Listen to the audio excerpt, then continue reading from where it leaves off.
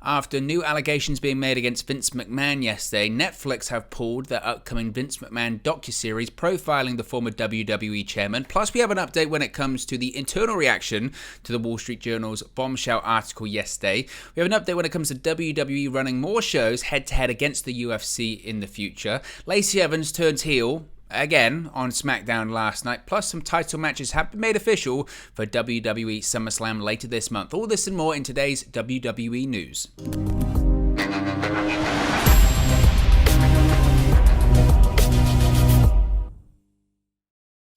Hey guys, welcome back to Wrestling News 365. Hope everyone is doing very well. As always, there are plenty of news stories to get into in the world of WWE, and the place we have to start, of course, is none other than the former, because guess what? Remember, Stephanie McMahon is the interim chairwoman and CEO of the company. The former chairman of WWE, still head of creative, that being Vince McMahon, and the fallout from the Wall Street Journal's latest article alleging the allegations that have been made against him, the NDAs, the hush money payments and more, because it appears that the planned Netflix docuseries about Vince McMahon has been pulled.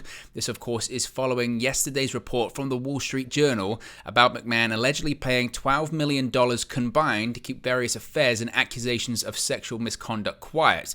Now, according to F4W Online's Denise Salcedo, she's been told by sources at Netflix that the series was pulled and is off Netflix programming spreadsheet. Now, a source from Netflix reportedly confirmed to Salcedo that it is no longer listed on the company's spreadsheet, while another source at Netflix said, quote, "That shit is out of here." Now, it was also noted in the report that the project was already deep in post-production, with several talent interviews being done months ago, and millions have already been spent on this project. Now, the project was first announced during the Q3 earnings call back in 2020. WWE had announced that they had reached a, quote, "groundbreaking deal with Netflix for a Vince McMahon documentary." Now, as noted during an interview back in February, interim WWE chairwoman and CEO Stephanie McMahon revealed at the time that the series would have given WWE fans a glimpse of her father that many hadn't seen, such as him growing up in a trailer park, really profiling his background, which not many people know too much about, at least publicly anyway. She had said, quote, "You're going to learn things you've never learned about Vince McMahon. This is his story, it's his life, and it's a little known story. My dad grew up in a trailer park in North Carolina. A lot of people didn't know that." Now, obviously, it's a shame because I think any WWE fan would have wanted to have seen that. As with anything, it must be stressed here, WWE had the final say on the edit and WWE had the final say on the content. So it had been largely similar to those A&E documentaries that aired last year and are just about to pick back up now with The Undertaker and Goldberg and all that kind of stuff, where they're fine. You know, they're fine to watch if you're a wrestling fan, and maybe if you're a casual fan that doesn't know a ton about WWE history. If you're a hardcore fan, you roll your eyes because not all of the information is accurate. They're very economical with the truth. It's certainly WWE's perspective on historical events. They don't tell the entire truth. They tell their version of the truth. And I'm sure this would have been the same with Vince McMahon. I doubt that it had really, even if it had gone over the more, should we say, egregious parts of Vince McMahon's life or allegations made against him that we know of back then, they'd have scooted over that, maybe not even talked about it at all, or certainly talked about it in a light of, we didn't know we were doing anything wrong. Remember when they did the Ultimate Warrior documentary, WWE? This was just after Warrior tragically passed away in 2014, and they started talking about growth hormone, and they said nobody really knew that it was bad at the time. Well, if you didn't know it was bad at the time, why did you suspend and fire the Ultimate Warrior and Davey Boy Smith at the time? Because you knew it was wrong. Again, that's WWE being economical with the truth. Like any WCW documentary they do at the time, they slant that one to WWE's narrative and image, and they would have done the same when it comes to Vince McMahon. Ultimately, it's frustrating that it's been pulled, but it's been pulled for the right reasons. Now, you could say that this is the perfect time to do a Vince McMahon documentary. Just change the subject matter. Still talk about Vince McMahon, but really focus on what's going on right now. Focus on these allegations. Focus on the misconduct. Focus on the bad he's obviously been doing over the course of his tenure as the owner, CEO, and chairman of the company. Focus on that. At the time where they can actually do news, Netflix shies away, which is a shame to see. Now, when it comes to this latest batch of allegations made against Vince McMahon, WWE had issued an internal memo about the article yesterday. Earlier yesterday afternoon, PW Insider obtained a memo by WWE that was sent to employees within the company. Now, it was similar to the same memo that was sent when the first batch of articles came out from the Wall Street Journal. This is what the memo said, quote, "The Wall Street Journal has published a second story with expanded details on its initial WWE report last month," the memo read. "We want to reiterate that we and our board of directors take these allegations seriously. We've been cooperating fully with the investigation led by our board of directors and will continue to do so until its conclusion. Please note that upon its conclusion, WWE leadership will make itself available to answer any questions you may have. Thank you." As I mentioned, this is the second internal memo WWE has released to its employees in the last month. The company also issued a memo, as I mentioned, to the employees after the initial Wall Street Journal reports that revealed Vince McMahon was under investigation for a $3 million hush money payment to cover up an affair with a former WWE employee. I mean, it's internal PR and I guess public PR, because they know that this internal memo will get out. There really is no such thing as an internal memo because they know it will get out, and it's WWE trying to save face to its employees, but also to its investors and also to its fans as well. But it doesn't really. This is the issue. They can say what they want, and they can do these internal memos, and they can say that we're cooperating fully with the investigation and we take these allegations seriously. But at the same time, Vince McMahon, the subject of these allegations, is still appearing on television. And he's also appearing doing nothing. He appears on television and says nothing, which is the biggest middle finger to those watching, to those doing these allegations against him, and also to the board of directors investigating him. It's nothing but a power play. It's nothing but a not so subtle message of I'm untouchable. I'm Teflon Vince. I can do what I want. It's my company. So they can do these internal memos, but it doesn't really mean anything. Let's be honest here. It means nothing at all. Now, since we're talking about Vince McMahon, there was some speculation yesterday that Vince McMahon and John Cena are set to have a meetup very soon.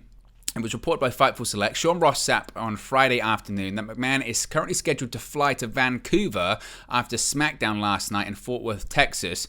Now, Fightful couldn't confirm the specific reason for the flight. Sources told them it was likely related to top WWE star and now Hollywood A-lister John Cena, who is currently in Vancouver in preparation for the second season of the HBO Max series Peacemaker. He's set to film the second season of that show, which is fantastic, by the way. If you haven't watched that show, I recommend it. Not just as a John Cena WWE fan, it's just brilliant. It's fantastic. But in an update, they're also reporting that the next season of Peacemaker is actually not supposed to start filming for quite a while, and McMahon's travel plans have shifted from this weekend to the next. So he's not going to fly out this weekend now. He's going to fly out next weekend. Probably something to do with the allegations also made against him, thinking that I've got probably more pressing matters to face here. I can do it next weekend. Now, this filming, this upcoming filming in Canada probably prohibits John Cena from wrestling at SummerSlam in late July, not just because of, travel restrictions, which I don't think there are any at this point, but mainly insurance reasons. When you're in the middle of a production, productions nowadays don't let you to go and do something like a wrestling match because of the incident like happened with The Rock at WrestleMania 29. He was in the middle of production. Production got delayed because of his injury he sustained at WrestleMania. Insurance companies just won't cover it at this point.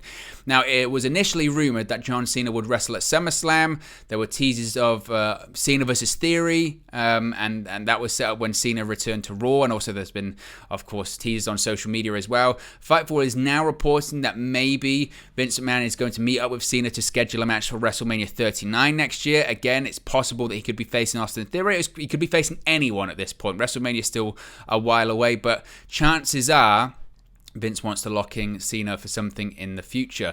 Let's talk about WWE versus UFC, because of course Vince McMahon and his media tour, he was also at the UFC.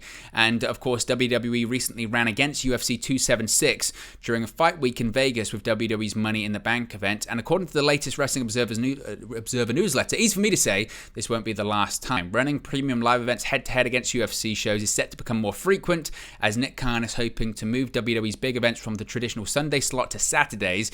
Interestingly, this is actually the opposite of what Tony Khan is trying to do with AEW. Of course, initially he had adopted a Saturday night pay-per-view model, and he pivoted to Sunday. The main reason was to not compete with the UFC and other sports events. And it's interesting that, of course, WWE is now trying to actually do the opposite. So it's going to be fascinating to see what happens with that. I would suspect that if Money in the Bank was some sort of a pilot run to see how they would do going up against UFC events in terms of ticket sales, etc., Not very well. Not very well. Now, obviously, the big thing could be, well, it was the same city. They could still run against a UFC event in another city, and that's true. That could still work. But certainly, same city in Vegas during fight week during July, where UFC always runs events and does very well. Probably not the best idea in the future. Last night, Lacey Evans turned heel on SmackDown, and this was just bizarre. She turned heel by turning on her tag team partner, Aaliyah. The reason I say it's bizarre, and I'm not saying it's the wrong move, because Lacey Evans is clearly way better as a heel. I think she's much more hateable than she is likable. And that's not to, have a go at Lacey Evans. I just think she does that character better. But let's just think about this since she's returned. She returned and had vignettes listing her to be a babyface on SmackDown. She comes out on SmackDown. The way they introduced her is botched, so she gets booed. She goes to Raw, and I guess was then a babyface, but then turned heel. Then might have been a babyface again, and now she's a heel. I feel bad for her. I feel bad for her. Obviously, WWE likes her, and they want to push her, but they have no idea what they want it to be. SmackDown, Raw, SmackDown, heel, babyface, different characters, this, that, and the other, and it's just...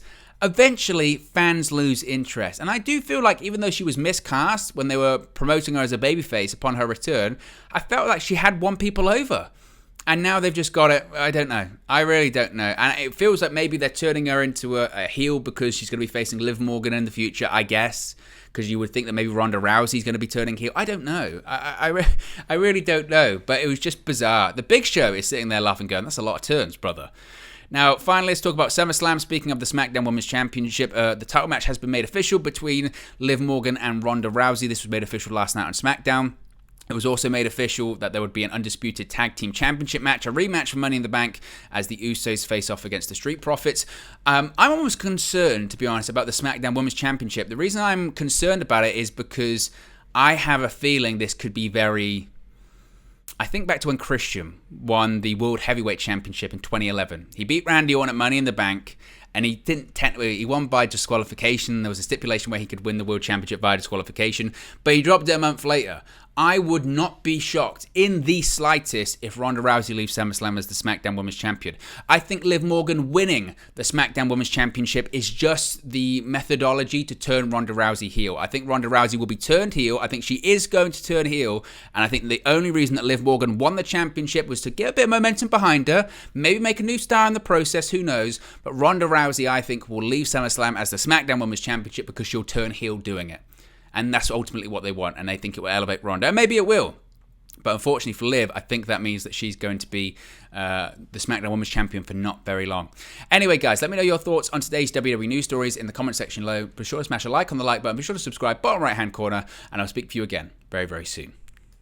Hey guys, thank you for watching, listening, streaming, or however you come across this video today. Be sure to click on the video on the right there to watch our next video, or click the bottom there to subscribe, or the bottom right hand corner. Thank you very much, and I'll speak to you again very soon.